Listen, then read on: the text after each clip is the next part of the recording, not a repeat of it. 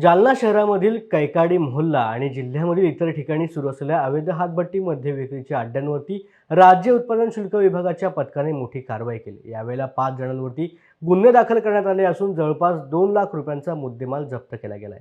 एका घटनास्थळावर पोलिसांनी दारू बनवण्यासाठीचे रसायन आणि कच्ची दारू नष्ट केली।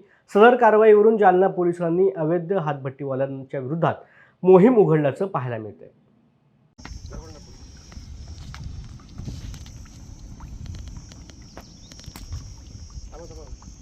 पॉज केलं का सर? शूटिंग शूटिंग शूटिंग हां